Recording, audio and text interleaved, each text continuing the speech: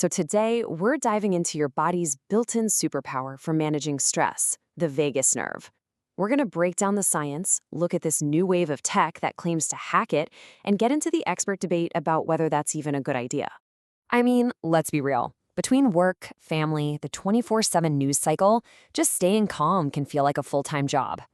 It's a feeling we all know too well, right? That constant low-level hum of pressure in our lives. But what if you could tap into a system you were literally born with to find your balance again? That's the really powerful idea we're going to unpack today. Okay, so how does this internal safety switch of ours actually work? Well, the user manual, if you will, comes from a pretty revolutionary idea called polyvagal theory. Now, what Dr. Porges figured out is kind of mind-blowing. His big idea is that our physical state, how our body is feeling, doesn't just react to our emotions, it actually comes first. It's the very foundation that our whole experience is built on. How you feel in your body directly shapes how you see and react to everything around you. So what does that look like in practice?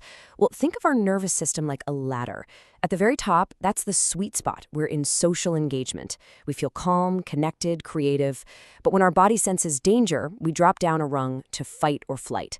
And if the threat just feels too big, too overwhelming, we hit the bottom rung, our most ancient primitive response, freeze. And here's the really wild part. This whole scanning process, which scientists call neuroception, is happening completely automatically. You know that gut feeling you get when you walk into a room, or that jolt of tension when you hear a sudden loud noise? Your body is making decisions about safety long before your conscious brain even gets the memo. And this quote from Dr. Porges just hits it home perfectly. Our bodies aren't built for chronic stress. Our natural default state is supposed to be one of safety and connection. So the goal isn't to create some new magical state of calm, but just to return to the one we're already wired for. So this all leads to a really cool question, right?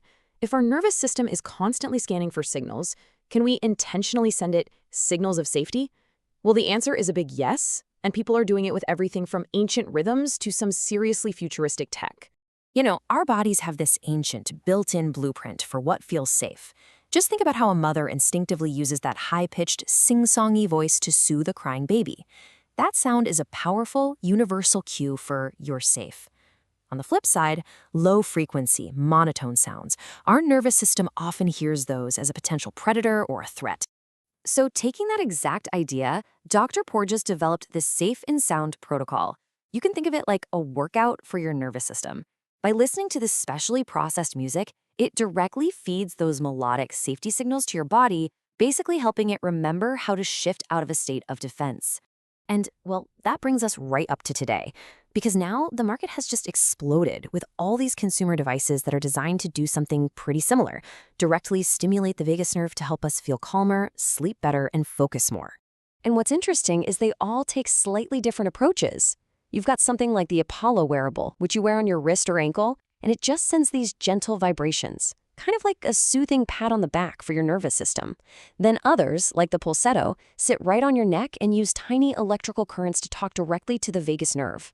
Or you've got the Truvaga, a handheld device you can use for quick 2-minute sessions. They look different, but they all have the exact same goal: send a signal of safety directly to your body. Okay, but stimulating the nerve from the outside? That's really only one piece of the puzzle. Because the biggest source of information for the vagus nerve, well, it's not external at all. It actually starts deep inside your gut. I know this diagram looks a little complicated, but it shows a really simple, powerful idea. The gut and the brain are on a two-way superhighway. On the left, you've got a healthy system, a strong gut barrier, happy microbes, and that means a protected brain, good immune function, even new brain cells growing. But then you look at the right side, and you see what happens when things get disrupted. The gut barrier weakens, inflammation starts to creep up to the brain, and that can potentially lead to cognitive decline. It's a constant conversation, and the health of one directly impacts the other. So, how does this all connect? Well, the vagus nerve is that main superhighway. It's the primary information carrier, constantly sending reports from our organs back to the brain and sending instructions from the brain back down to the body. I mean, it's wild to think about, but the trillions of tiny microbes living in your gut are active players in this whole conversation. They produce compounds that can literally strengthen the barrier protecting your brain, calm down inflammation, and even encourage the birth of new brain cells. Your gut health is your brain health. All right, so with all this amazing tech now at our fingertips, we have to ask the big question. Are these devices really a good thing? This brings us to a really interesting debate happening among experts.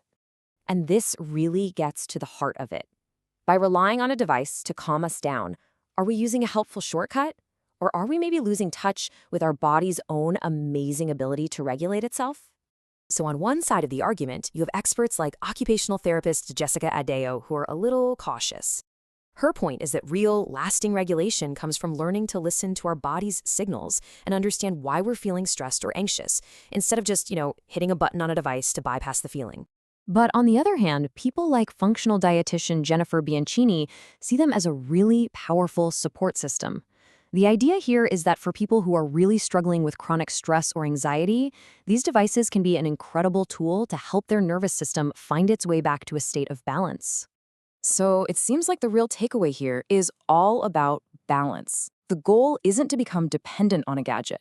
It's about using it more like a set of training wheels, a way to help our bodies remember what safety feels like, so that eventually we can find that feeling all on our own.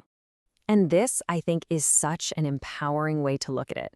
Your nervous system isn't broken or flawed. It's adaptive. Every response it has, even the uncomfortable ones, is designed to protect you. At the end of the day, it's on your side. It's working for you, not against you. And so maybe that's the thought to leave you with. What if feeling safe isn't some prize you have to fight for or earn? What if it's just about remembering how to come home to a place that's been waiting for you all along?